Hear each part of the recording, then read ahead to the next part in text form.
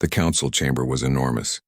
It had to be, to fit representatives from 47 different species, each with their own needs for atmosphere, gravity, and space. The chamber was a perfect circle, with each delegation sitting in specially designed sections that kept them comfortable. Some breathed oxygen, others methane. Some needed cold, others needed heat. But they all came together here, in this neutral space station that orbited no world and belonged to no single species. Ambassador Hyun-woo sat in the human section, his hands folded calmly on the smooth white desk in front of him. He wore the simple gray uniform of Earth's diplomatic corps, with only a small blue pin showing his rank. He had been doing this job for 12 years now, and he was good at it. Patient, calm, always ready to listen before speaking, always ready to find a middle path when others wanted to fight. The other species had learned to expect this from humans. They were soft, the alien said, too kind, too willing to forgive. When pirates attacked human ships, humans captured them and put them in prisons where they were fed and given education. When a species attacked a human colony by mistake, humans accepted the apology and asked for fair payment for damages. Nothing more. Some species respected this. Others found it confusing. A few thought it was weakness. Today's session was routine. The great circular display in the center of the chamber showed star charts and trade routes. Counselor Ji-won, sitting beside Hyun-woo, was reviewing reports on her data tablet. She was the military liaison, but there was rarely much for her to do at these meetings. Humans didn't start wars. They ended them, usually by talking. The current speaker was a tendril, a species that looked like walking crystals. Its voice came through the translators as a pleasant chime. It was discussing mining rights in a disputed asteroid field. Boring, but necessary. This was what the council did. They talked. They negotiated. They kept the peace. Hyun-woo listened politely, even though his mind was partially elsewhere. He was thinking about his daughter's birthday next week. She would be 7. He had promised to be home for it, and this session should end on time. He had already picked out a gift, a model spaceship that she could build herself. The tendril finished speaking. The vote was called. The matter was settled. Another small success for galactic peace. Next on the agenda was the Velkrin situation. Hyun-woo straightened slightly in his seat. This one was more concerning.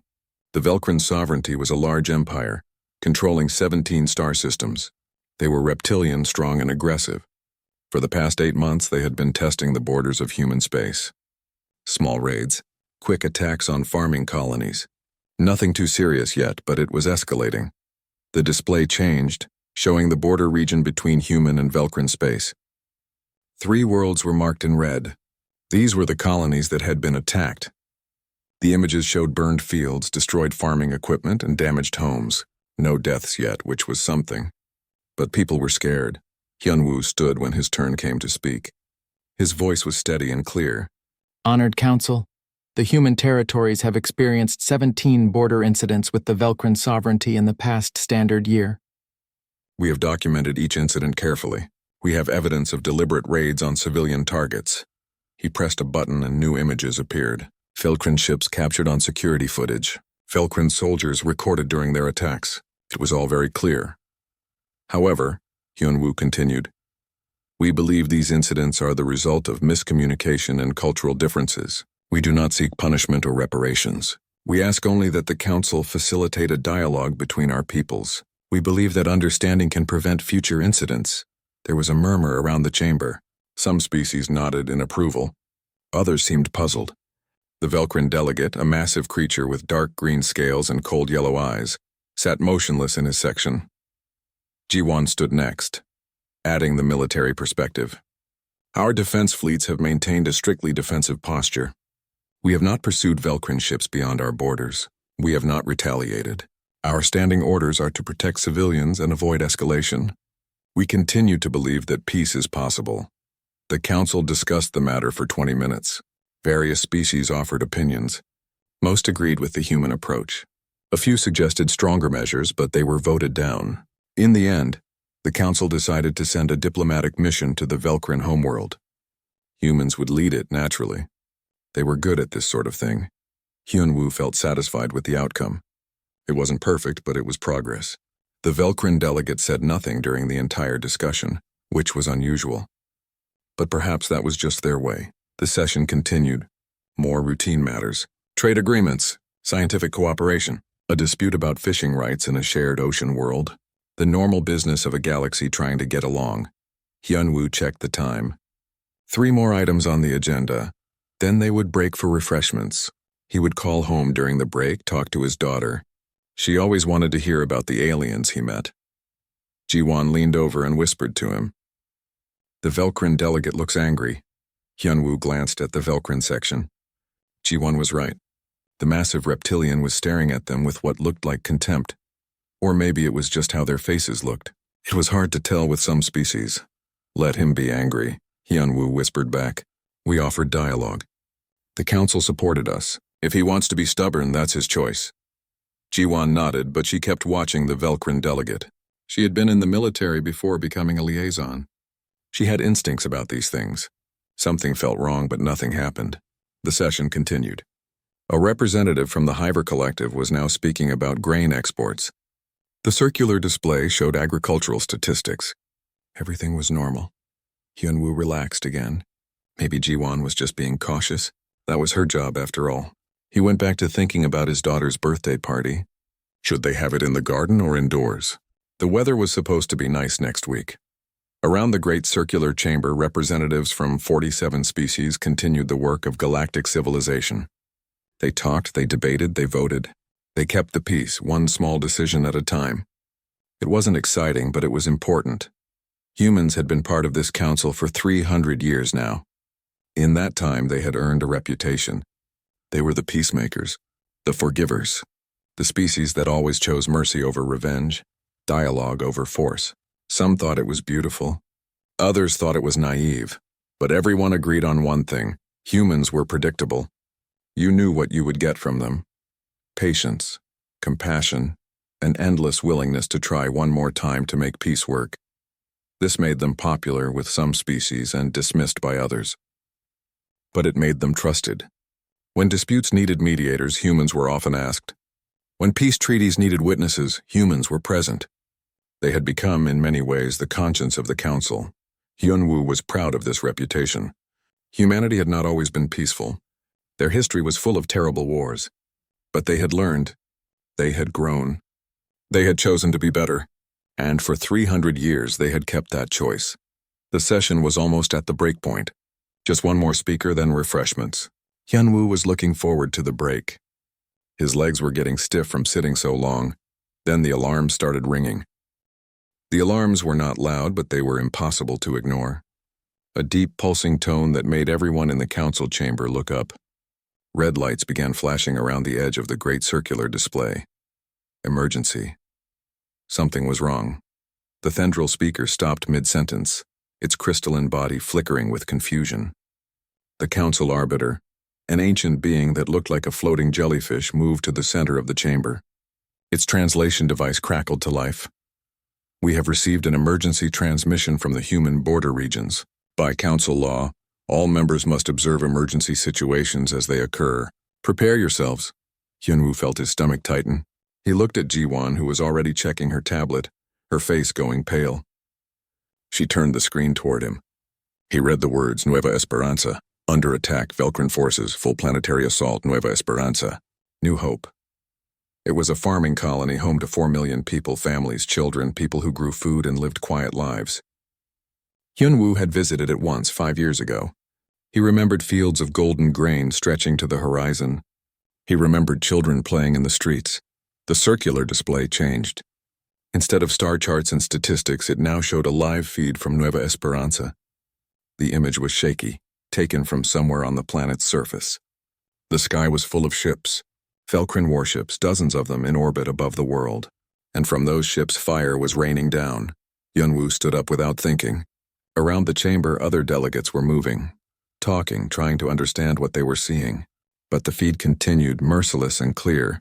Buildings were exploding. Not military buildings. There were no military buildings on Nueva Esperanza. It was a farming colony. These were homes, schools, hospitals.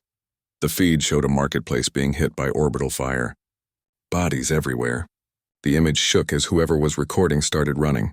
Turn it off, someone said. Hyunwoo didn't see who, but the arbiter spoke again. Council law requires all members to witness emergency situations. This cannot be stopped until the situation is resolved or communication is lost. The feed switched to a different view. This was from a ship now somewhere in space above the planet. The image was clearer here. Too clear. Hyunwoo could see the Velkrin warships in perfect detail. He could see the weapons firing. He could see the explosions on the planet below, spreading across the surface like a disease. A voice came through the speakers. Human. Male. Trying desperately to stay calm. This is Commander Tae Yang of the Nueva Esperanza Defense Force. We have 12 patrol ships. The Velkrin have 73 warships. We cannot stop this. I am requesting immediate ceasefire and negotiation. Please, there are 4 million civilians down there. The image showed Commander Tae Yang on his ship's bridge. He was young, maybe 30. His uniform was neat, but his face was covered in sweat. Behind him, his crew was working frantically at their stations. They all looked terrified. Hyunwoo wanted to close his eyes. He wanted to look away, but he couldn't. None of them could. Council law was clear. They had to watch. The response came quickly.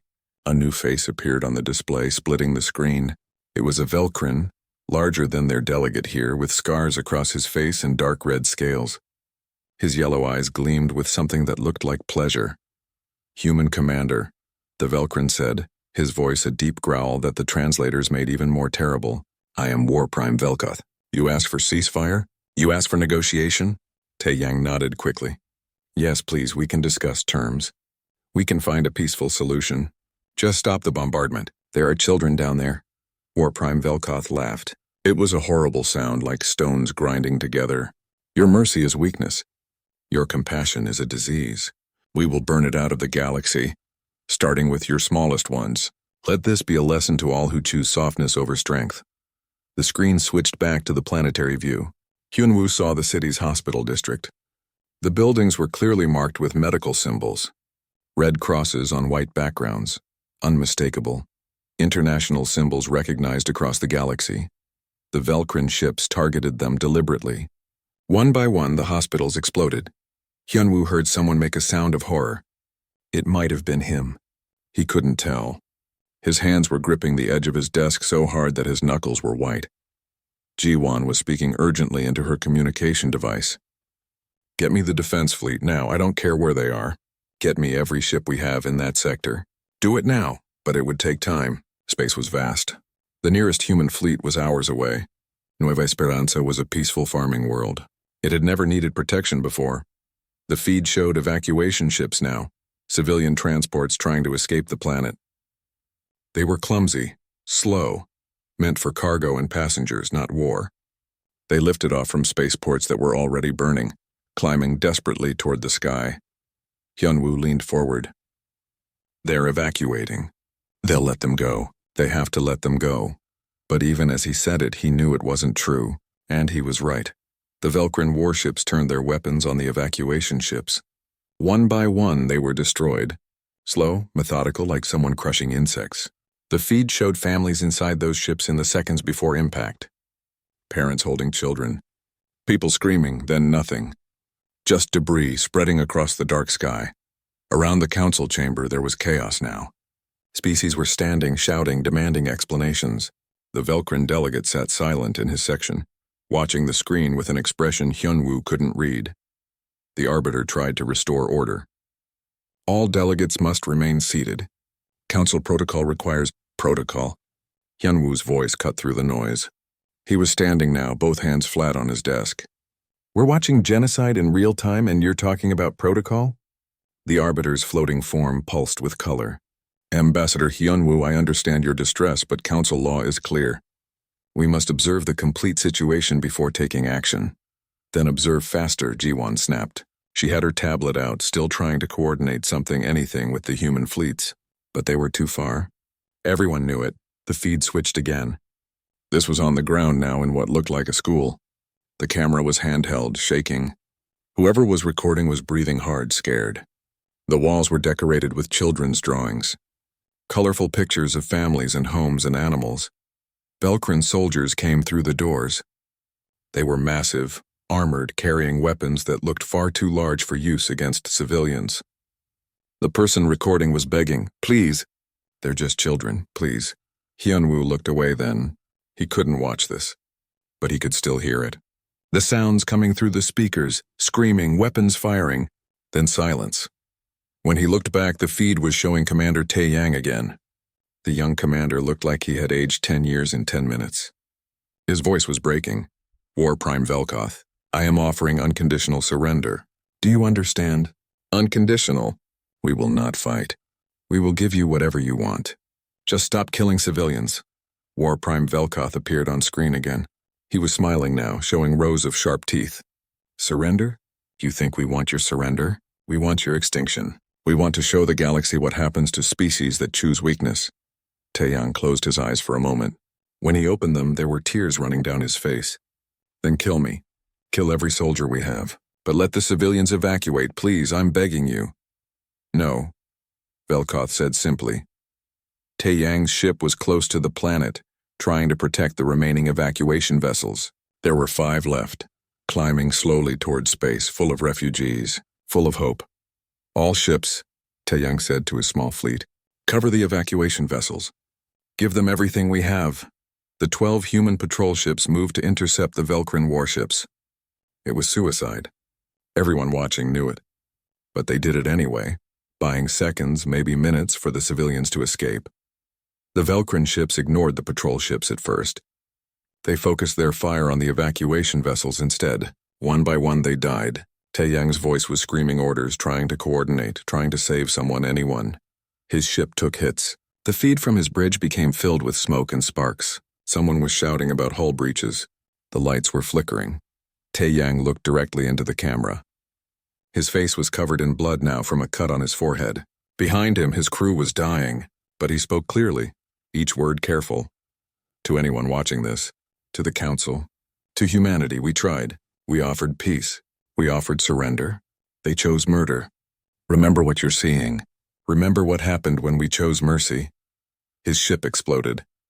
The feed went dark for a moment. Then it switched to a high orbital view. The planet Nueva Esperanza was burning. Whole continents were on fire.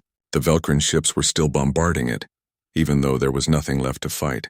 They were just killing. In the council chamber, there was absolute silence now. No one was shouting anymore. No one was moving. They were all staring at the screen, watching a world die in real time. Hyunwoo stood very still. His hands were no longer shaking. His face was completely calm. But something in his eyes had changed. Something fundamental. Ji-won was looking at her tablet. Her face had gone from pale to completely white. She showed the screen to Hyunwoo. He read it, then he read it again.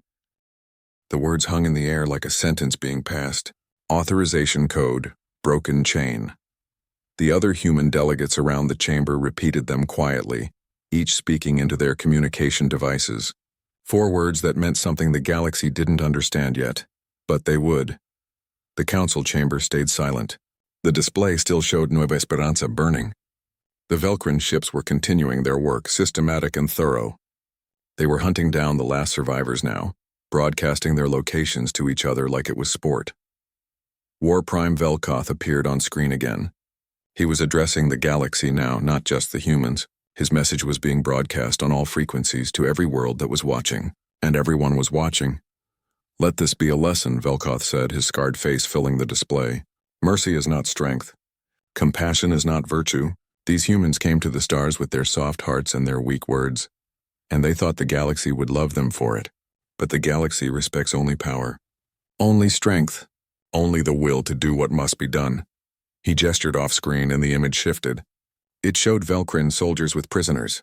Human prisoners. Hyunwoo recognized some of them from his visit to Nueva Esperanza 5 years ago, scientists, teachers, people who had welcomed him with smiles and shown him their farms with pride. These are what humans call non-combatants. Velkoth continued, making the word sound like an insult. They believe some lives should be spared in war. They believe killing should have rules. We will show them what happens to those who fight with one hand tied behind their back. The prisoners were lined up. They looked terrified, but some were trying to stay brave. An older woman, her hair gray, her face dirty from smoke and debris, stood very straight. She looked directly at the camera. "My name is Dr. Minji Park," she said in a clear voice. "I am a botanist. I came to Nueva Esperanza to help develop crops that could grow in difficult soil. I have 3 children. They are already dead. Whatever happens next, I want the galaxy to know that we tried to surrender. We begged for peace. Remember that." Velkoth struck her across the face. She fell to the ground but didn't make a sound. Then he gave an order in his own language. His soldiers raised their weapons. Hyunwoo turned away again. Around the chamber, many other delegates did the same, but the sound still came through the speakers. The weapons firing, bodies falling, War Prime Velkoth laughing. When Hyunwoo looked back, the prisoners were dead. All of them. Executed on live broadcast for the galaxy to see. The message was clear. The Velkrin respected no rules, no mercy, no limits. Ji-won was speaking urgently to someone on her communication device. Her voice was tight, controlled, but Hyunwoo could hear the rage underneath. "Confirm authorization. Yes, all protocols are lifted. Every fleet. Every ship. I don't care if they're on diplomatic missions or supply runs. Everyone comes home. Now." She ended the call and looked at Hyunwoo. Her eyes were hard. "The message has been sent. Every human in service has received it. Every captain knows what it means." Hyunwoo nodded slowly. He turned to face the council. The Arbiter was still floating in the center, its form pulsing with distress. The other delegates were watching him, some with confusion, some with fear. They could sense something had changed, but they didn't know what. 300 years ago, Hyunwoo said, his voice carrying across the chamber, "when humanity joined this council, we made a promise. Not to you, to ourselves. We would be better than we had been. We would choose mercy first, second, and third. We would exhaust every option for peace before we remembered what we were." He paused, looking at the burning planet on the display. 4 million people had lived there this morning. Now it was a graveyard. We built rules for ourselves, laws we swore to never break. We created protocols that would keep us gentle, keep us kind. We hoped the galaxy would learn from us. We hoped that by showing mercy, we could teach others that war didn't have to be total, that enemies could become friends. That compassion was not weakness. The Velkrin delegate stood in his section. He was a smaller version of War Prime Velkoth, but his eyes held the same cold contempt. "Your mercy was weakness, human. You see the proof burning on your screen. Your soft heart earned you extinction." Hyunwoo looked at him, really looked at him. And the Velkrin delegate actually took a step back. Something in the human's gaze made him afraid, though he didn't understand why. "You misunderstand," Hyunwoo said quietly. "Our mercy was not weakness. It was a choice, a difficult choice. Every single day, every human in service woke up and chose to be kind, chose to be patient, chose to forgive. Not because we couldn't do otherwise, but because we remembered what happens when we do." He walked toward the center of the chamber. Other delegates moved aside, giving him space. Even the Arbiter drifted backward slightly. "Do you know what humans did before we came to the stars?" Hyunwoo asked. "We fought ourselves.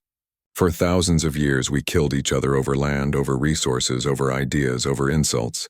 We got very, very good at it. We developed weapons that could destroy worlds. We created strategies that could break entire civilizations. We learned how to wage war with such efficiency that it terrified us." Ji-won stood beside him. "So we stopped," she said. "We looked at what we had become and we were horrified. We decided that if we ever met other species, we would be different. We would be better.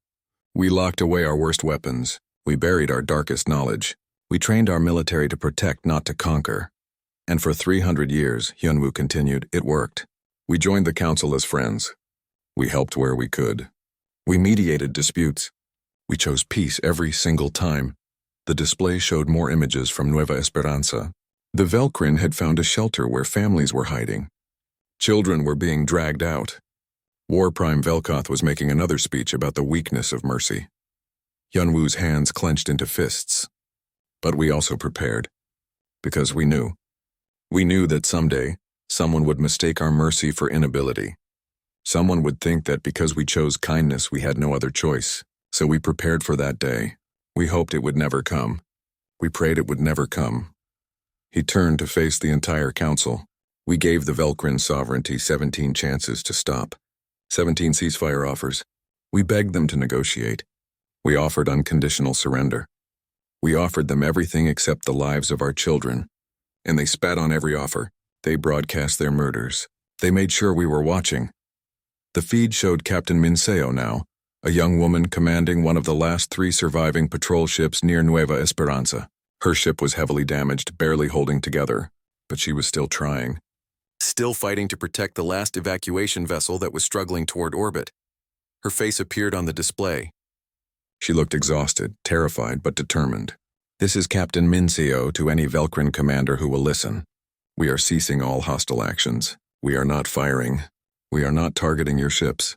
Please allow this last transport to escape. It carries 200 civilians, children and elderly. Please. The evacuation vessel was an old cargo hauler never meant for combat, barely meant for space. It was moving so slowly, climbing desperately away from the burning planet. Inside, Hyunwoo could see faces pressed against the windows. Children. So many children. War Prime Velkoth's voice came through the speakers, filled with mockery. Captain Minseo, your pleading is music to my ears. Watch carefully what happens to those who choose weakness. 3 Velcrin warships turned toward the evacuation vessel. It had no weapons, no shields, no defense at all. It was barely more than a flying box with engines. Minseo screamed. No, please. They're surrendering. They're not fighting. There are children. Her ship moved, trying to intercept, but she was too far away, too damaged, too slow. The Velcrin ships fired together. The evacuation vessel disappeared in a ball of flame. 200 lives erased in an instant. Minseo's scream came through the speakers raw and broken. Her ship turned toward the Velcrin warships, no longer trying to defend, just trying to hurt them, to make them pay for something. But her weapons were nearly depleted. Her shots bounced off their shields uselessly. They destroyed her ship casually, almost as an afterthought. The display showed Nueva Esperanza from high orbit now. The entire planet was burning. 4 million people had lived there 12 hours ago. Now there was nothing but fire and death and the Velcrin fleet circling in triumph. In the council chamber, something broke. Hyunwoo could feel it like a physical thing snapping. It wasn't just in him. It was in every human present. 300 years of choosing mercy, of choosing kindness, of choosing to be better than their history. 300 years of hope. Gun Ji-won's tablet chimed. She looked at it and nodded. Confirmed. Every human fleet has acknowledged. Authorization code. Broken chain is active. Admiral Dong-hyun is assuming supreme command. Mercy protocol is terminated. War protocol final testament has begun. The arbiter's voice was confused. What is final testament? What does this mean? Hyunwoo looked up at the floating creature. His face was calm now, completely calm. The calmness of someone who has stopped fighting against something and has accepted it. It means, he said softly, that you are about to learn why we tried so hard. The Council's tactical display showed the entire known galaxy, with thousands of ships from hundreds of species moving along their normal routes. Trade vessels, patrol ships, diplomatic escorts, all going about their business. It was the usual organized chaos of galactic civilization. Then, in the space of 30 seconds, every human ship changed. It started with the military vessels. Defense Fleet patrol ships stopped their routes and turned all at once toward Velcrin space. Then the escort ships, the ones guarding diplomatic missions and trade convoys. They broke formation and accelerated. Then the supply ships, the transport vessels, even the hospital ships, everything that could move, moved. The Council watched in stunned silence as hundreds of human vessels across dozens of star systems executed the same turn at the same moment. It was like watching a school of fish respond to a predator, but this was coordinated across light years of space. This was planned. How? The arbiter whispered, its form flickering with confusion. How are they moving together like that? Ji-won didn't look up from her tablet. Because they've been training for this. Every captain knows the Testament protocols. Every crew has run the simulations. They know exactly where to go and exactly what to do. A new face appeared on the main display. An older human man, his hair gray, his face lined with age and experience. He wore a simple military uniform with the insignia of an admiral. Behind him, the bridge of his flagship was a flurry of controlled activity. This is Admiral Dong-hyun, Supreme Commander of Human Defense Forces. As of this moment, the Mercy Protocol that has governed human military action for 300 years is hereby terminated. War Protocol, Final Testament is now active. His voice was calm, but there was steel underneath. He had the voice of someone who had waited a very long time for something he never wanted to happen. All human vessels will converge on Velcrin space. All defense fleets will assume combat formation. All diplomatic ships will return to port. All civilian vessels in Velcrin territory have 6 hours to evacuate. After that time, anything moving in Velcrin space that is not human will be considered hostile. The Velcrin delegate stood in his section, finally showing some emotion. Fear. This is a declaration of war. The council will do nothing, Hyunwoo said, his voice cutting through the delegate's protest. Your war prime declared war when he attacked Nueva Esperanza. He declared it when he murdered civilians. He declared it when he executed prisoners on live broadcast. He declared it when he destroyed evacuation ships full of children. We just took 6 hours to respond. Admiral Dong Hyun continued his announcement. The Velcrin sovereignty has rejected 17 ceasefire offers. They have deliberately targeted civilian populations. They have executed prisoners of war. They have destroyed vessels that were surrendering. Under the Treaty of Stars, which the Velcrin themselves signed, these actions constitute acts of genocide and war crimes. He paused, looking directly into the camera, into the eyes of everyone watching across the galaxy. For 300 years, humanity has chosen mercy. We chose it because we remembered our own history. We remembered what we were capable of when we stopped choosing mercy. We built the Testament protocols because we swore to never become that again. We hoped our example would show the galaxy that compassion was the better path. Behind him, his crew was working with quiet efficiency. Numbers and coordinates flashing across screens. Weapon systems coming online. Ship formations organizing themselves. The Velcrin sovereignty has shown us that hope was misplaced. They have forced us to choose between our principles and our survival. We choose survival. We will always choose survival. The display showed the human fleets now, dozens of them, moving through space toward Velcrin territory. The formation was beautiful in a terrible way. Precise. Perfect. Like pieces on a game board moving into position. A delegate from the Centauri cluster, a species that looked like tall, thin birds, spoke up. Admiral Dong Hyun, surely there can still be negotiation. Surely the council can. Negotiation ended when they murdered 4 million civilians, the admiral said flatly. The time for talk is over. Now we show the Velcrin what they asked to see, what lies beneath human mercy. War Prime Velkoth appeared on screen again, split beside the admiral. He was still on his flagship above the burning remains of Nueva Esperanza. He looked amused, not concerned. Human admiral, Velkoth said, his voice full of contempt.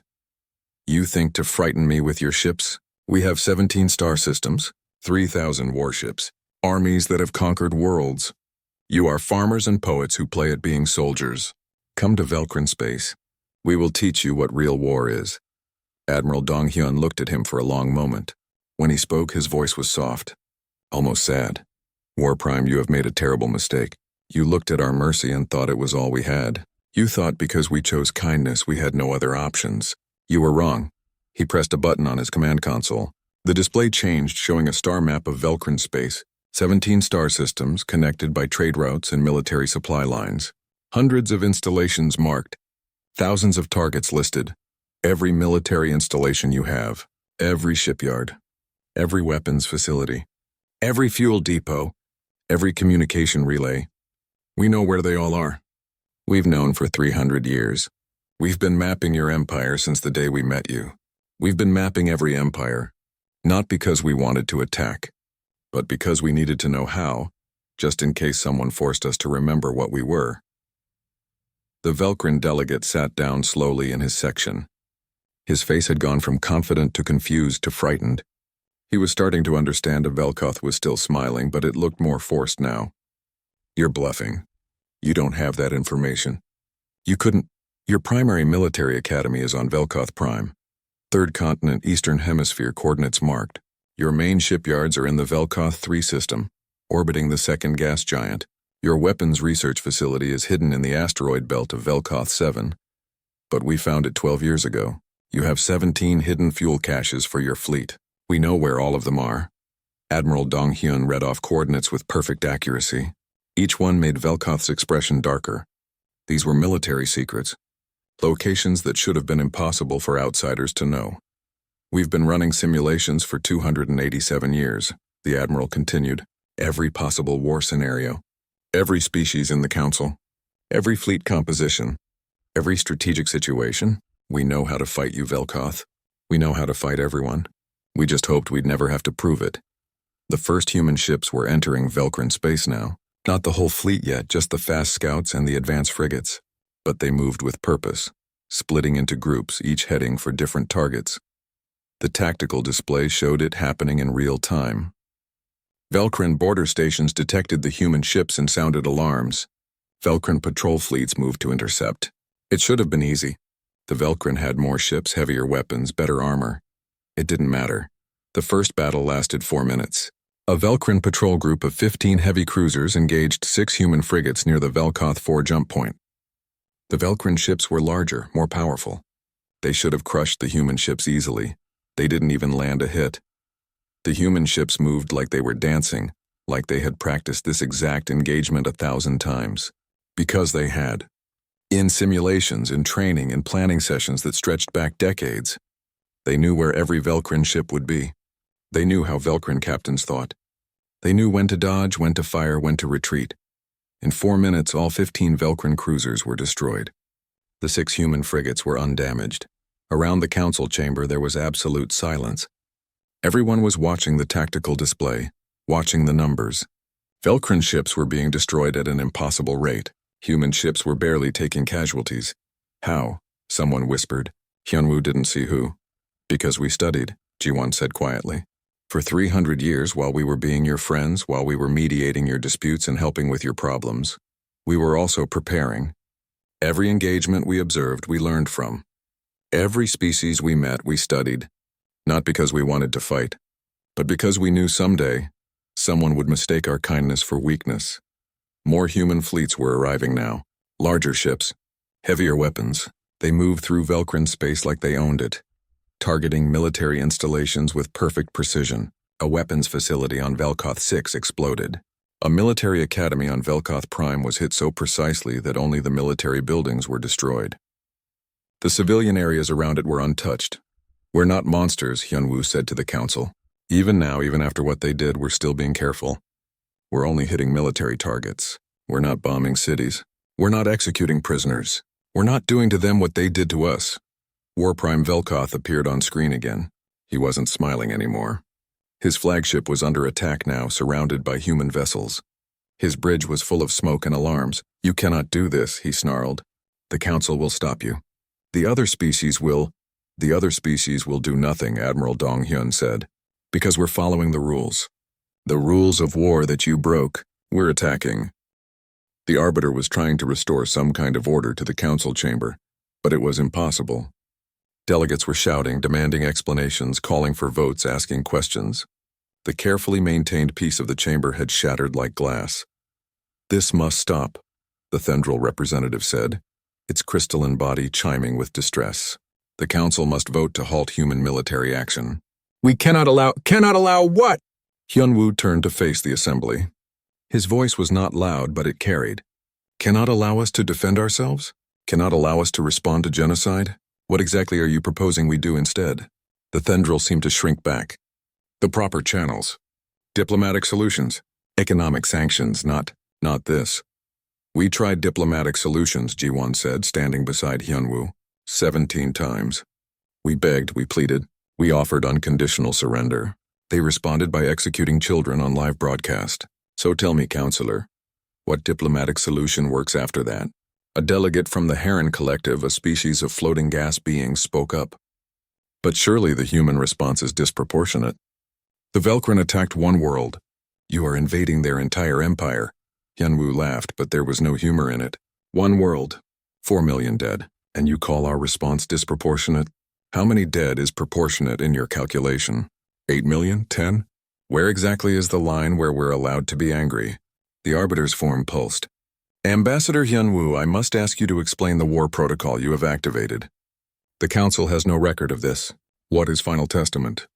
Hyunwoo and Ji-won looked at each other. Then Ji-won pulled up something on her tablet and transmitted it to the council's main display. A document appeared, old and formal, with signatures at the bottom. Hundreds of human signatures. This is the final testament protocol, Ji-won said. Written 287 years ago, when humanity joined the Galactic Council. It's a promise we made to ourselves, not to you. You were never supposed to see it because you were never supposed to make us use it. The document was long, written in careful legal language, but Ji-won highlighted the key sections, making them appear in bright text on the display. When humanity achieved spaceflight, she read, we looked back at our own history with horror.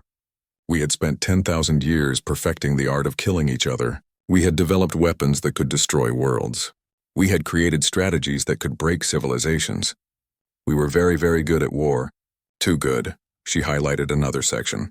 When we discovered we were not alone in the universe, we had a choice to make. We could bring our weapons and our wars to the stars, or we could be better. We chose to be better. We created the Mercy Protocol. We would exhaust every peaceful option before resorting to force. We would treat other species with compassion. We would show the galaxy that there was another way.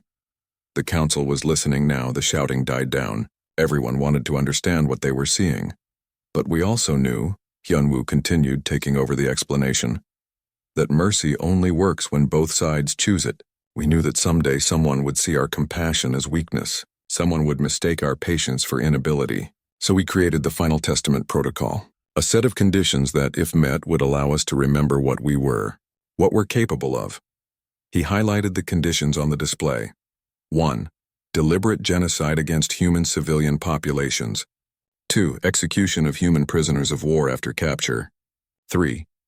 Deliberate targeting of clearly marked non-combatants, including medical and evacuation vessels. 4.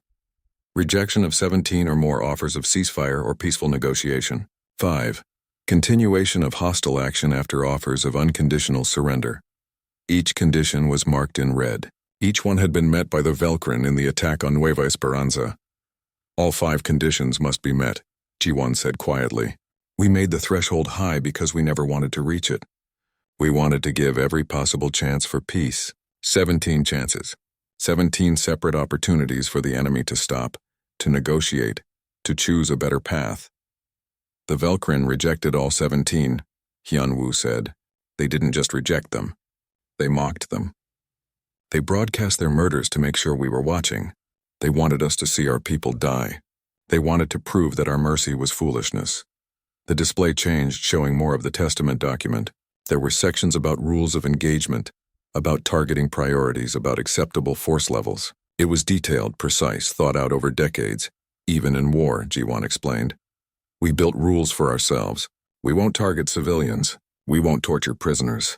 We won't use weapons that cause unnecessary suffering. We won't do to them what they did to us.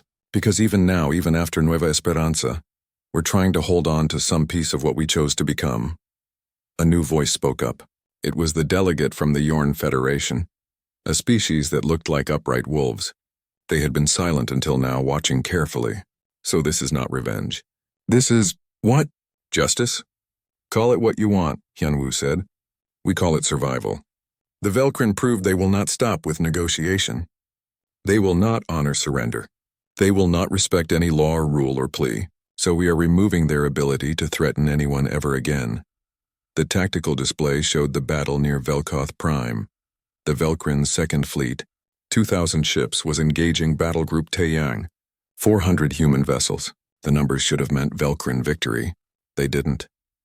The human ships moved through the Velcrin formation like knives through paper. They knew where every ship would be before it got there. They knew what tactics the Velcrin captains would use because they had studied every engagement the Velcrin had ever fought. They had run simulations of this exact battle hundreds of times.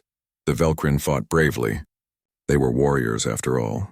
Strong and fierce and experienced in combat, but they were fighting an enemy that had spent 3 centuries preparing for this exact moment, while pretending they never would. Ships exploded on both sides, but the ratio was terrible. For every human ship destroyed, 10 Velcrin ships died. The math was simple and brutal. At this rate, the Velcrin's Second Fleet would be gone in less than an hour. War Prime Velkoth appeared on the display again. His flagship was listing badly, smoke pouring from multiple hull breaches. His face was bloody, his expensive armor torn. For the first time, he looked afraid. Admiral Dong-hyun, he said, his voice losing its earlier confidence. I request a ceasefire, to discuss terms, to negotiate. The Admiral looked at him for a long moment. The Council held its breath, hoping for mercy, hoping that humans would remember their nature and offer peace. No, Admiral Dong-hyun said simply. Velkoth's eyes went wide. But you must. It is the law. The rules of war. When an enemy requests negotiation. The Admiral interrupted, his voice as cold as space. You listen. You consider. You respond with at least the courtesy of a reply. You don't laugh and execute prisoners. You taught us that lesson, War Prime. On Nueva Esperanza. Remember? That was... Velkoth struggled for words. That was different. They were human? Ji-won finished for him. Is that what you were going to say? They were human, so it didn't matter.